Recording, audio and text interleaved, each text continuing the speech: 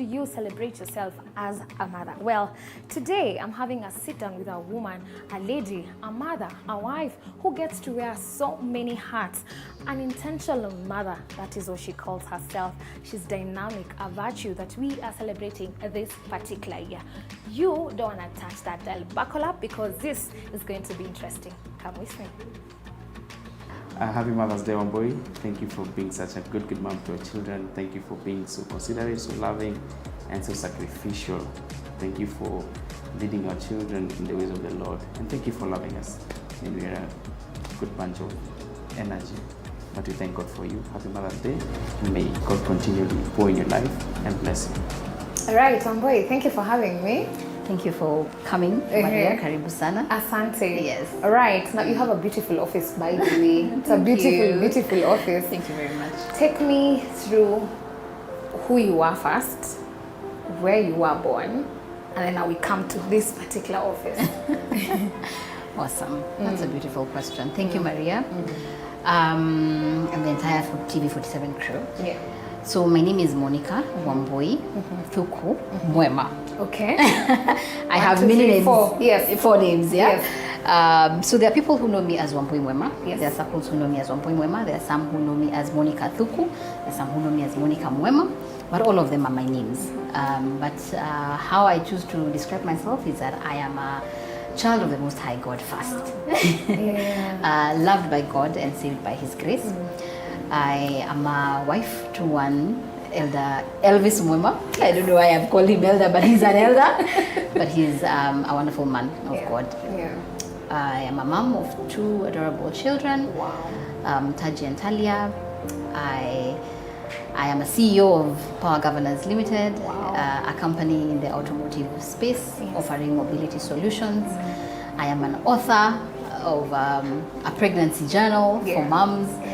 And I continue doing the work of God in every sphere that God has placed me. So, in 2 minutes, that's who Wambui is. All right. Yeah. Rumors has it that you're a pastor. Yeah. Yes. Very much. I serve at City Lighters Church. Yes. Under Reverend George Masharia, and there I lead the ladies ministry called Glow. I pastor, I serve, I choose to call myself a servant, but I pastor at City Lighters. All right. Yeah. I love the fact that you started off by saying that before every other thing, you're a child of God. You are a woman in the space where men have dominated a lot.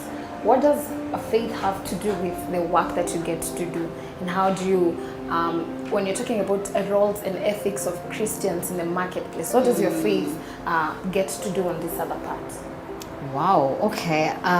That's an interesting question. Looking at it from a point where I am a woman in a male-dominated industry, as you have said, my faith has played a very key role on where I have gotten to date.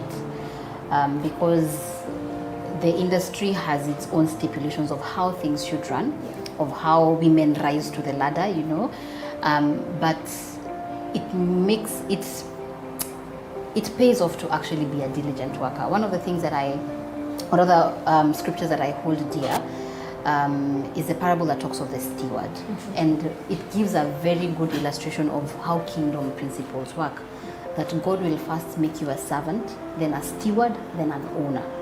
So before I get to the place where I want to own my own business, or I want to be an entrepreneur, or I want to raise the ranks, I have to be first faithful with the one that I've been given. I have to be a servant and be faithful with what I've been given. Then I move to a steward. I'm being given in charge. Then I get to an owner. And that is one of the principles that I hold dearly as an individual. I take whatever I do with the most seriousness. Running a company in the mobility space is a constant effort of faith. It's just faith, because your voice, it's almost as though you have to struggle for your voice to be heard, but God in His own ways always makes room for you. And I like what Proverbs says, that see a diligent man, he will serve before kings and not obscure men. And for me to be where I am, I it's a testimony that when you're diligent at your work, God will rise you. You will not have to fight for your space. You will not have to bribe people to get to those positions. God will automatically make that space for you. Amazing. Yeah. Amazing. Were you the chicks that were in school that did 3 sciences? Physics, biology, chemistry. I did not do 3 sciences, for sure. I did not. It's interesting because when I was in, let me say campus, I did IT. I did BIT. And I remember my folks used to ask me, by the way, uko shule unataka kufanya IT? But I mean, those days, you go with the crowd and you go with what's hot that time. IT. Let's do IT. And I realized when I was doing my project, I realized that I am not the kind of person who actually desires to sit behind the computer the whole day. Me, I want to talk to people. Me, I want to give people solutions. Yes. And through my internship, I ended up, in fact, the company I was doing my internship, I actually ended up becoming a salesperson. So that is how my career in business and sales grew, because I discovered that there's so much to learn in a sales field, and it's something I was really, really passionate about. So after I finished my undergrad, immediately after school, I transitioned into a sales job, and I went into a master's in marketing so that I understand what business really means. And from there, I have never looked back. Not 3 sciences, but making it work in the automotive space. Yeah, amazing. What does it entail when we've seen a couple of ladies, young women, focusing on na mimi beshte ya CEO ndio apewe such a position? How was it growing up, and of course how was it getting into those ranks? By the time you call yourself a CEO of a certain company, what did it take? Tell me about this journey between where you are a salesperson and the growth there has been. Oh man, Maria, there's something called process in life that many people ignore, and many people want to undercut it. More than 11 years ago, I began my first sales engagement, and I have had the privilege to work in this company for as long as 11 years. And I can say with confidence that when I came here, I began as a front office. Wow. Yes. Wow. I was the one cooking the tea, making the calls, doing the errands. I was a person. I was in front office for a few years before because I naturally loved to sell, so it was easy for me to sell to the clients, cross sell when customers are coming, and I eventually grew into the role of a sales executive. Maybe 2 years later, 3 years later, I did so well with sales, I grew to the level of sales manager. So a few years, another 3-4 years, I grew to the level of general manager. So it has not come overnight. And that's one thing that I keep on encouraging the young ladies that I'm mentoring, that there is a process to it. Even the Bible says that seed time, there is a time to reap, and a time to sow, and a time to reap. So there's process to it. You don't wake up in the morning and you desire to be a CEO of a company, and it just happens. You have to put in the work. You have to really put in the work. And I think, other than grace and work, I think process cannot be negated towards growing and getting to where you are. Amazing. Yeah. Wow. Okay. Now you look like the business. Well, when you ask someone, give me one word when you look at Wambui, and right now I'm thinking business. Tell us how it is when you just get to jungle between being in the business sector. But first of all, you've told us you are Monica Wambui Thuku. And then there's a hyphen somewhere. Muema. Yeah, there's a Muema somewhere. Yeah, for sure. Tell me about Muema and how you got to meet, first of all, the love journey. Wow, okay. Our love journey started in 2014. Earlier actually, 2013 thereabout. We met at a family occasion.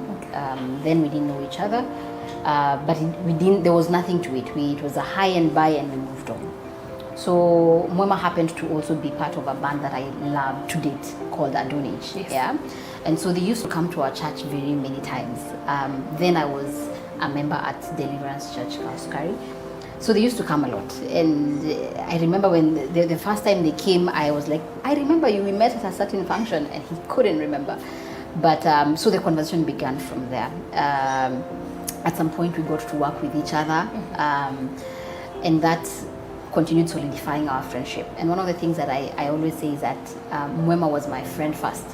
Before anything else, he was, you know, the people you can depend on, the people you can, I don't know how to say it, but he was my friend first. And so for us to transition to a relationship, it was very seamless, because this is someone you really love, this is someone you wouldn't want to hurt, this is someone you've grown a friendship with. Hata mkikosana, you can laugh with them. In 2014, Muema did something very interesting. After we've been friends, he decides, no, I think I want to take this friendship to another level. I'm like, okay. I think we have already established that we love each other. So Muema went to my folks and told them that I want to date your daughter for 2 years and marry her. Before telling you? Well, he had told me that he wants to make it official, so he went to my folks first for dating, not for dating. Can you imagine? He was so serious. Hiya, you were so serious. This thing must work. So he went to my folks. He told them his intentions, and I think that was it played a key role in accountability and even how we are handling our relationship, because now my folks know that we are dating, and we are doing it in a godly way. So we dated for 2 years, and in 2016 December we did our wedding, and it has been a beautiful journey ever since. Now we are headed to our 7th year. We're in our 7th year, headed to 8, and God has truly been amazing. The journey hasn't been easy, but it has been worth it. Wow. Every bit of it. There's a way you lit up when you're talking about him. There's a way you lit up when you mention his name. I imagine, may the Lord locate that man for me. Oh, amen. May he for sure. May the same grace I carry, may it be accorded to you. Amen. Yeah. Amen. Now, how many years later? 7 years later. How many children? 7 years later, 2 children. 2 adorable, I call them adorable future leaders, because I speak that into their lives. I believe that when God created them, in fact, there's a psalm that I really love that says, children are an inheritance from God, a reward. So when I think about an inheritance, it means it's something that was there. It's something that existed before I came to life, So when God gives me children as an inheritance, it means He already had them in mind. He already had them. He's just giving them stewardship. And so we personally believe that our role in the lives of these children is very important, but we know that they are God's children first, before they were Wambui and Muema's children. And so we don't joke around with bringing them up in the godly way. We are very keen on just trusting God that they will end up being the future leaders that we're calling them to be. Yeah. Amazing. Did you want children all your life? Oh, yeah. I think it's every woman's desire to have children, because motherhood is, I call it it's a beautiful gift that God has given us. Can you imagine that God allowed us to be co-creators with Him? That a woman can create a child, carry them for 9 months, and the child comes. As in, to me, it fascinates me. And so it has always been something. Well, when I was younger, maybe not, but as I grew as a woman and I began understanding what womanhood is and how motherhood is, I desired children, definitely. And I can say that at the right time, God made it beautiful. Amazing. Have you had problems or encounters that you've had, challenges while getting pregnant, giving birth, ever had a miscarriage, ectopic pregnancy or something like that? Oh yeah. I mentioned earlier when we were beginning that God has allowed me to author a book, and this book is truly divine, because it's a book that to date I am always surprised that God allowed me to author this. So it's a pregnancy journal, and in that book I've shared my story of how I lost a pregnancy. And it's a story that many women have gone through and have gone through silently, have gone through in pain. Many to date are still trying to get children, and it's such a sensitive topic. And I always pray for every woman who desires to get a child that indeed God will remember them. I'm reminded of the story of Hannah when she was praying for Samuel, and it's just a reassurance to know that it's not that God amesahau ama ameshtukia, oh by the way una need mtoi. No, he already knows. And whether you're experiencing delay or you've lost a child, he knows why. And it's such a reassurance to know that ultimately he is my father, he cares about me, he loves me. At his time, he will give me. So in my book, I documented a season in my life when we desired to get a child and we lost a child. But a year or so later, God remembered us and we were able to carry our child through pregnancy to full term. And when I was carrying my second child, during my second pregnancy, God spoke to me through the book, through Seed to Fruit. And that book documents a whole 9 months and every week prayer. For those who've been pregnant, you know pregnancy is measured in weeks. So it's a 40-week prayer journal that you get to pray for your child. And what's very beautiful about this, Maria, is you're not just only praying for your child, but every week we get to show you or tell you what's happening. You know, maybe the bones are developing, or the eyes are coming out, or the heart is beginning, you know, all these things that are happening. So every week we give you the insights of what is happening to your child, what to do, what not to do. And on top of that, we now make biblical prayers in line with that. So if you're talking about eyes, we are praying the book of Proverbs and saying that your eyes shall be the eyes that see, and your ears shall be the ears that hear. When you're talking about the limbs, we are talking that your feet shall be the ones that are taking the gospel. So it's very intentional. By the time you're finishing the 9 months journey, you literally prayed for the entire body of your child, their mind, their heart, everything. And that's one thing that makes it very beautiful for moms, because pregnancies can be very difficult. Pregnancies can be a time where you're experiencing fatigue, you're experiencing spiritual fatigue, and you don't know even what to pray, you know? So God spoke to me when I was carrying my second child, and every single day I would research and find out, what is God saying about my child's heart? What is God saying about my child's intestines, about my child's kidneys?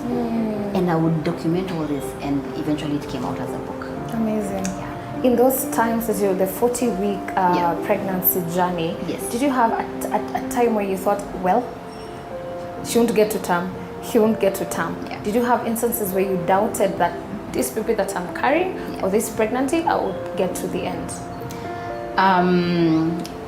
Yes and no. With my first pregnancy, I had a lot of doubt. I had a lot of fear because I was coming from a place where I had miscarried. And so there was a constant fear of what if, you know, what if it doesn't happen? But Maria, we have a reassurance of God's promise. And the book of Isaiah talks about God will not allow you to carry it or allow pain without causing it to be birthed. And so sometimes He just needs you to hold on to that promise and hold God accountable to that promise, that your word has said this. Your word has said that in Exodus, no one shall be barren. Me, I'm holding on to that word because, you know, I don't know, but I'm having faith and I'm believing that I'll carry this child, that I'll get to hold my child one day. And so faith plays a key role in any pregnancy, whether it's your first time or it's your nth time, whichever number of pregnancy, faith has to be there, because no pregnancy is similar. You know, you might think because you are at baby number 3, you've got it covered. No pregnancy is similar.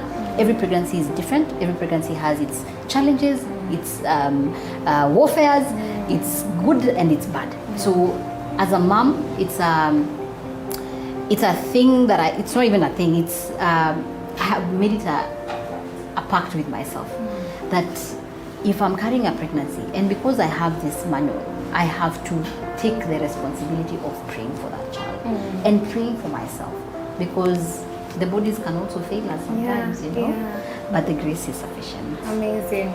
Now that today is Mother's Day, what kind of a mother do you think you are? What kind of a mother?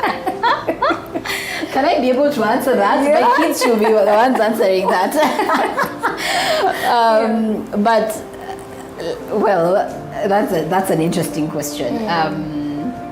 I think I'm an intentional mom. I really I really try to be as present as I can in my children's life. Juggling many things as a mom is not the easiest thing. Yeah, that one day you're preaching somewhere, you are running a business, you need to be in this expo, you need to, you have so many roles, and you have the most important role of a mom. So it costs a lot of sacrifice. One, because as I was beginning this year, I actually had to rearrange my schedule for me to have time to even do homework with my son, because Nairobi traffic will not allow you to prosper. So you have to panga yourself and make it work. You have to know if your company allows for flexible schedules, can I leave early so that I'm home early? And it calls for a lot of sacrifice. Does it mean I wake up earlier so that I'm in the office earlier? But most importantly, I have tried to be very intentional in my motherhood journey. I am also the disciplinarian. Wow. Yeah. I am also the disciplinarian. I follow the Bible a lot, and it says, "Spare the rod and you spoil the child." The child. So I do a bit of that as well. All right. Yeah. If I was a baby, I'd want to be your child. For some reason, I'd want to spend time. Mother for hire. I'm telling you, yes. So tell me, you get to wear so many hats. First of all, you are a CEO of PGL. Yes. Secondly, you are an author of Seed to Fruit. Yeah. Third, you are an auto chick. Oh my God. That's one. I had to go there. Are we getting there? We had to. Oh my goodness. What else? Which one have I forgotten? Okay. Of course, you're a mother. Yep. You're a wife. Yep. Of courur a daughter. Yes. You're a child of God. A sister. What else? Yeah. What else? A sister. Which other hat have I forgotten? I am a preacher of the gospel. Yes, you're a preacher. It's already 9. Imagine. Yeah. By the grace of God. By the grace of God. You're so by the grace. dynamic. You're so diverse. Yeah. Give me an instance where, I don't know if you've had one, but being a female in this particular space, you get to, of course, manage men in this particular space as well. Tell me about it. Wow. It's interesting that you say that, because I happen to sit in so many circles of men in the automotive space. But one thing that I've come to learn over time is that if you carry yourself with respect, they respect you. You set your standard. If your standard is low, then they treat you the way you want. But if you raise your standard, if you're a lady who has dignity, you have your values. You know what you hold dear. If you don't give bribes. If you don't do the things that maybe the world would coin as normal to get your way around. And that actually makes you stand out. I can say confidently that I have the men who I have had to work with, and I work with a lot of men even in my company, are truly supportive of the voice of the woman. And I'm truly supportive of the voice of the man, because I appreciate that men bring some level of dynamism in any institution, whether it's in the home, whether it's at work. There's a place for a man, and there's also a place for a woman. So it calls for a wise woman to know how to navigate, to know how to lead. When you look at even political women who've made it in this life, they are wise women. They are women who've had to be very wise for you to get to where you're going. So I think there's a space for women, and I have personally not struggled as much. I might look very young, but somehow I make it work. Amazing. All right, so how do you get to balance between writing a book, between managing a company, being a pastor, being all these things? How do you get to balance all this? Wow. Initially, I used to say there is no balance. You do what you have to do. But I've come to learn that there is always balance. You can find a balance. You can find how to make it work. One is knowing what matters when.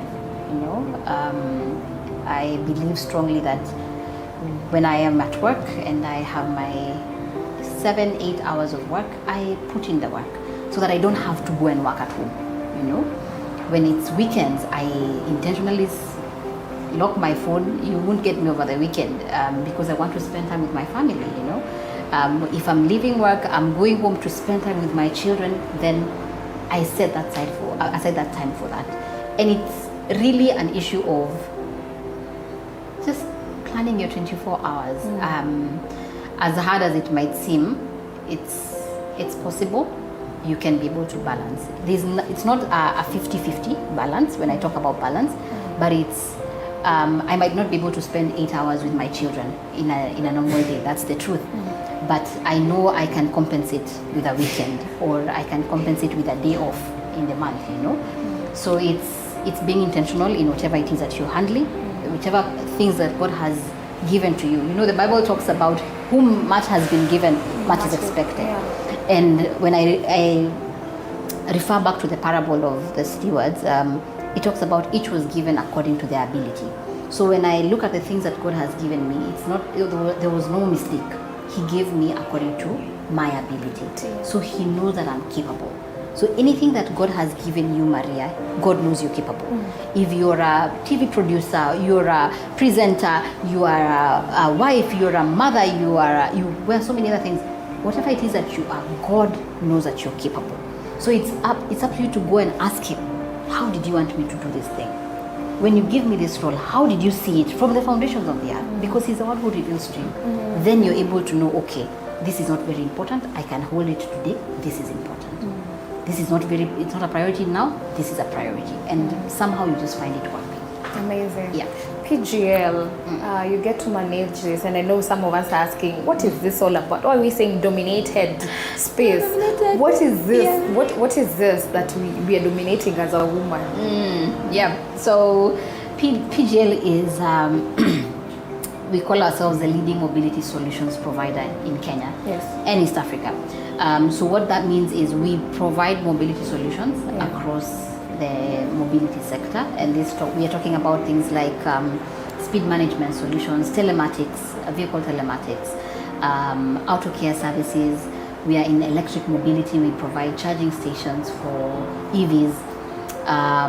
We are literally cut across the entire sector. And when you talk about solutions, if you're thinking about any solution for your fleet, you think about PGL. Yes. In a layman's language, kwa sababu muongea Greek hapo, nimeenda hivi. In a layman's language, ile mama mboga ko pale na ile Nissan yake, Townes. In a layman's language, most of my customers know, well, they know this brand. And when I talk about PGL, the first thing that comes to mind is wale watu wa governor.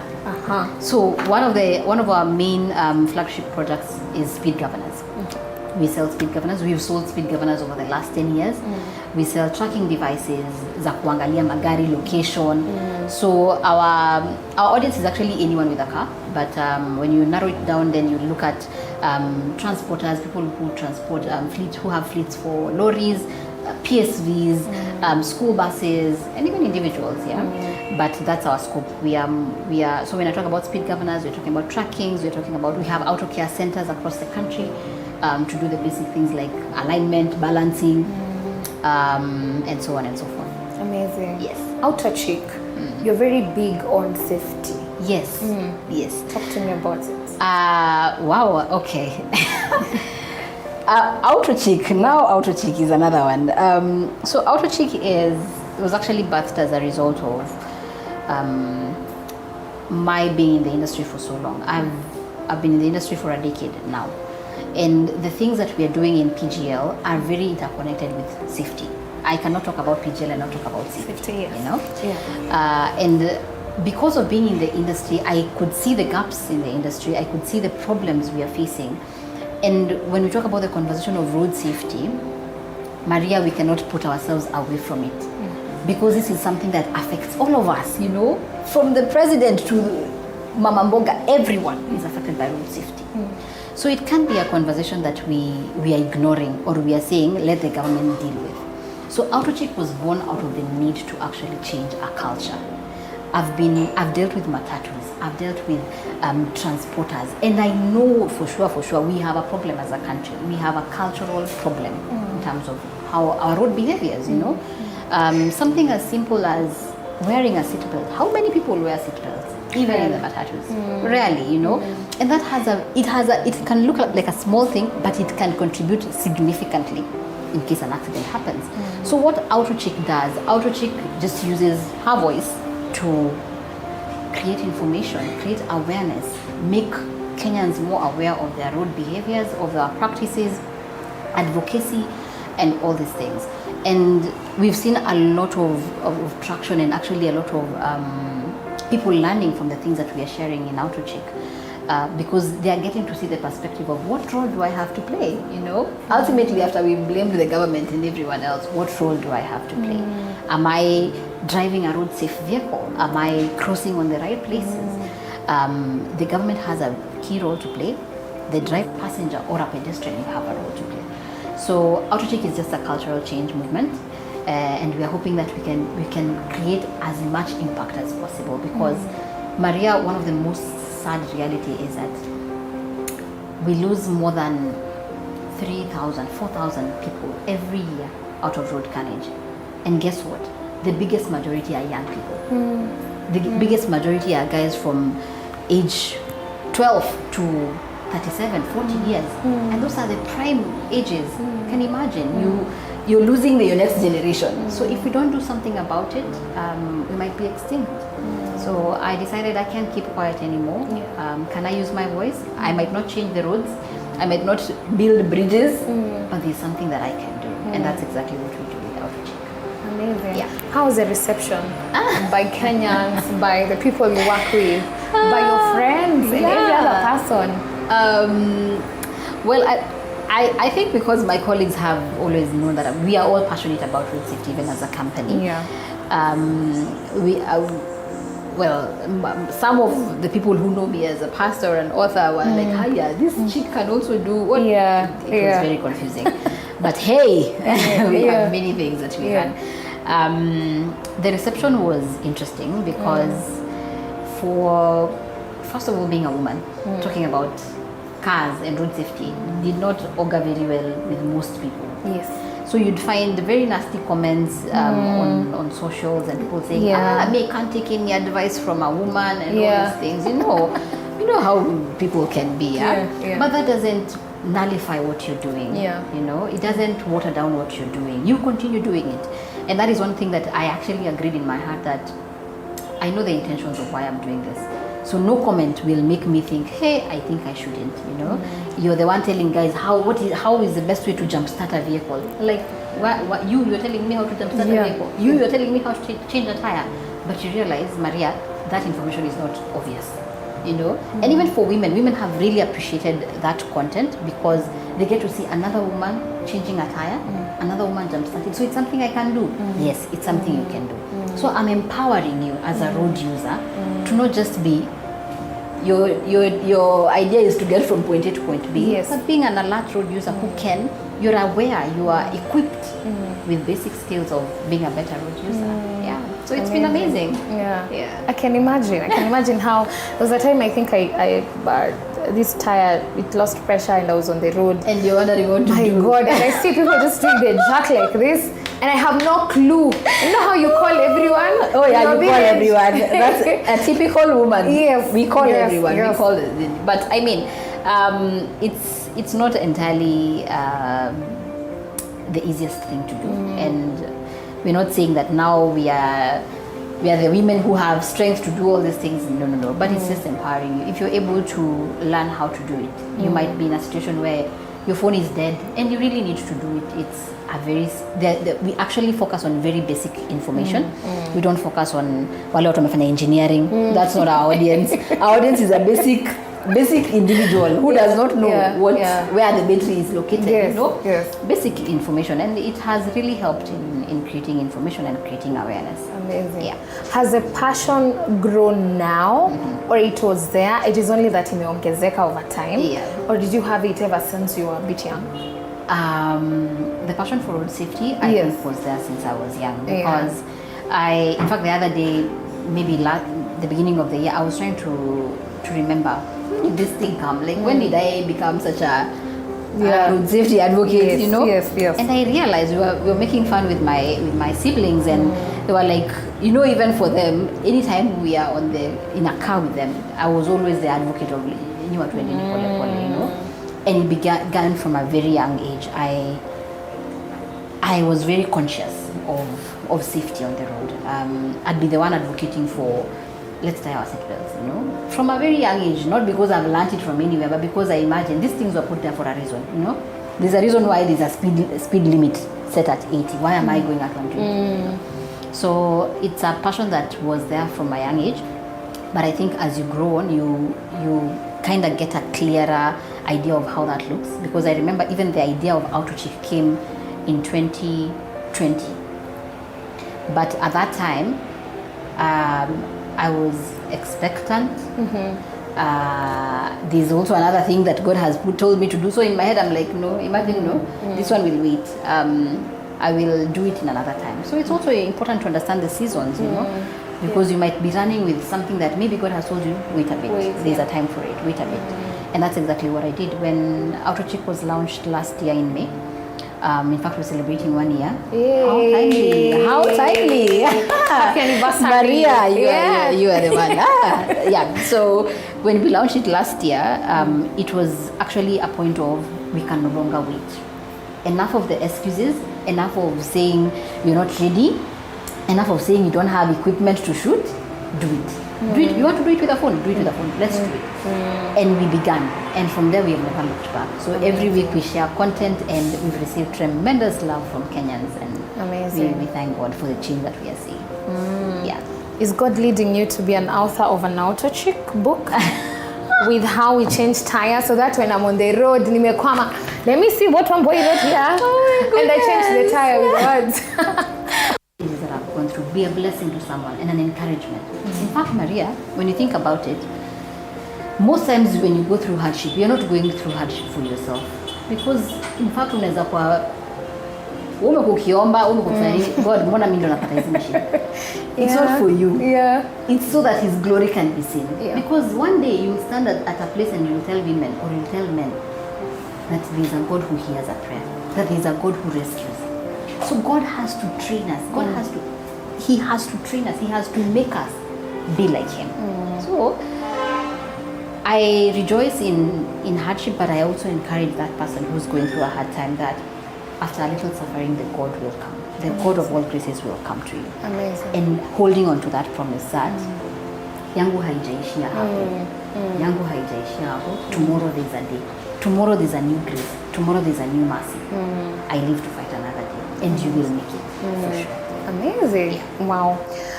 By any chance, have you ever had an instance where you felt, I wish I had it differently?